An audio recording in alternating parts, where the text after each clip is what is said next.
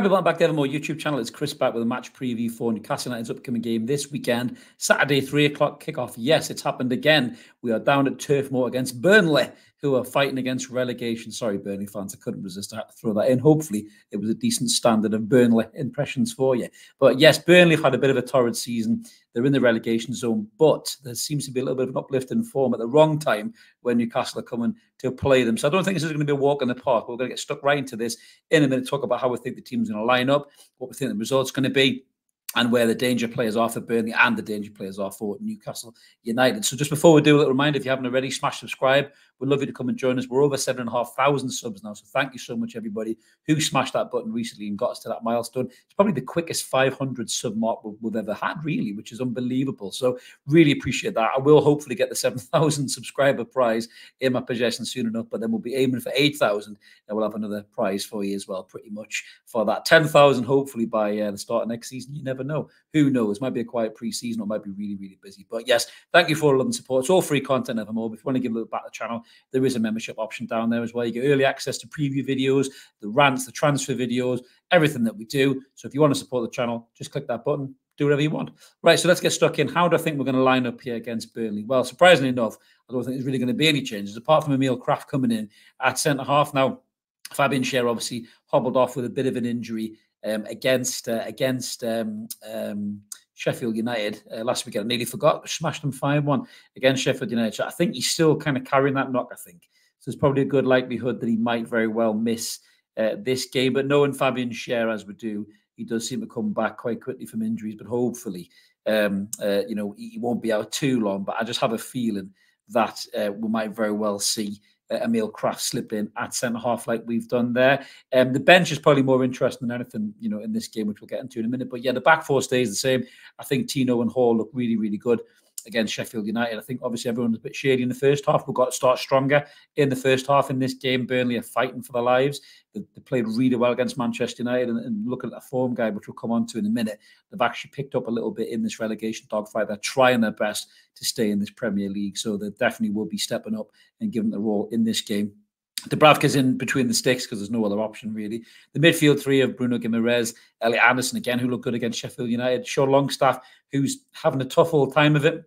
I just don't see Eddie taking them out. I really don't. I mean, there is no options in there. I think if Louis Miley was fit and was able to play when he's not getting bashed for his tattoo, no issues for me. The lad wants a tattoo, let him get a tattoo. You know, everyone's going mad about that. We'll talk about that on Monday night. But yeah, if Louis Miley was fit, I think Louis Miley would be in that midfield alongside Anderson and Guimaraes, and Longstaff will be rested. And in the front three, I think Eddie will stick with Gordon on the left, Isak through the centre, Jacob Murphy on the right-hand side. Jacob Murphy wasn't great against Sheffield United, except for that mint pass for Isak's goal, which was absolutely brilliant. His 19th of the season. But I think he'll stick with Jacob Murphy in this game. But he could quite easily move Gordon to the right and bring in Harvey Barnes. But Harvey Barnes looked really good off the bench. Obviously, Callum Wilson's also off the bench. He loves a goal against Burnley as well. So he's an option there as well. And we could even potentially see Miguel Almiron or even Joe Linton, the beast, returning to the bench. So good news for Newcastle. A lot of the players are coming back in terms of the squad, but I don't think we'll risk them this close to the end of the season. But in terms of the Burnley team,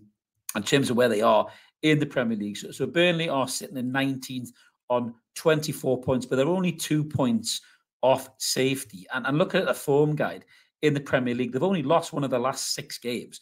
I mean, they've drawn 4.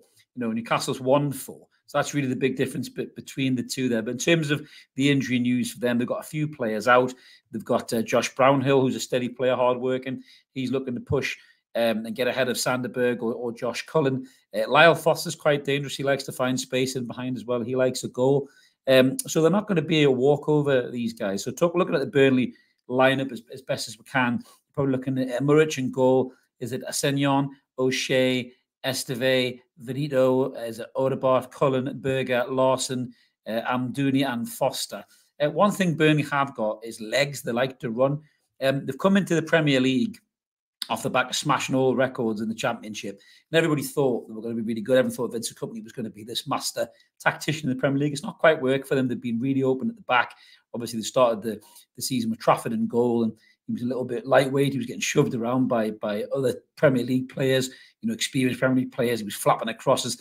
So they really lost a lot of points early doors, Burnley, which is what put them in this particular position. But to be where they are, you know, with what is it, 4 games left to go, 2 points off safety. You know, you've got to say that they're fighting tooth and nail to stay in the Premier League. And I don't think there'll be a rollover at all. I think they'll start the game fast and strong down at Turf Moor. I think they'll want to be in Newcastle United's face like Sheffield United did. They'll want to say, right, let's take the game to Newcastle right from the jump.